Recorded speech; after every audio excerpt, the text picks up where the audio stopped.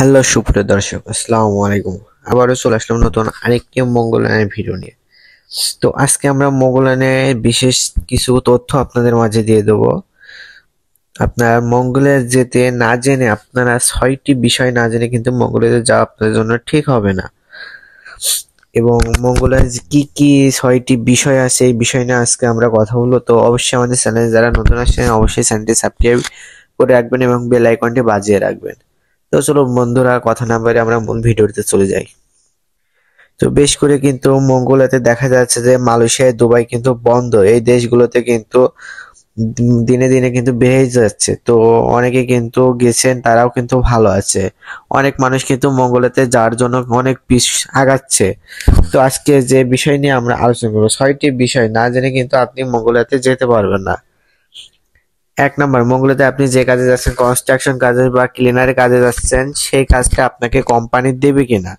আর যদি না দিয়ে থাকে, সেখান থেকে আপনার যে এজেন্সির মাধ্যমে যাচ্ছেন সেই এজেন্সি এটা কিভাবে সলভ করবে, এই বিষয়টি নিশ্চিত হয়ে যেতে হবে।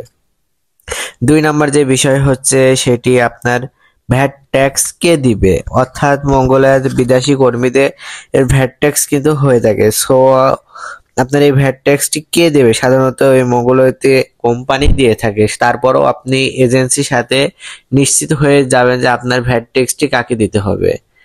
3 নম্বর যে বিষয়টি হচ্ছে, মঙ্গোলিয়ার প্রতিদিন একজন কর্মী 12 থেকে কিন্তু $13 ট্যাক্স দিতে হয়। এই ট্যাক্সটা আপনাকে কে পে করবে?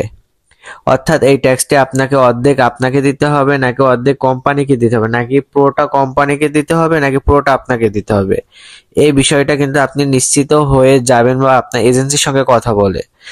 4 নম্বর আপনার হচ্ছে থাকা খাওয়ার ব্যবস্থা।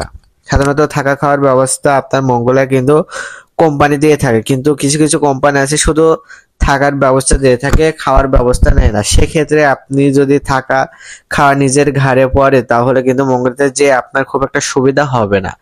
এবং বিশেষ করে আপনার খাওয়াটা কোম্পানি দেবে কিনা, এই এজেন্সির সঙ্গে আলাপ করে এটা নিশ্চিত করে আপনি কিন্তু মঙ্গোলিয়াতে আসার সিদ্ধান্ত নেবেন। কোম্পানি অনেক সময় আছে বাজার করে দেয়, এবং অনেক সময় আছে খাবারের টাকাটা কিন্তু পে করে দেয়। যদি দুইটি অপশনই খোলা থাকে, তাহলে আপনার চেষ্টা করবেন আপনার খাবারের টাকাটা নিজের হাতে নিয়ে নিতে। 5 নম্বরে যে অপশনটি থাকছে সেটা হচ্ছে কাজের ওভার টাইম।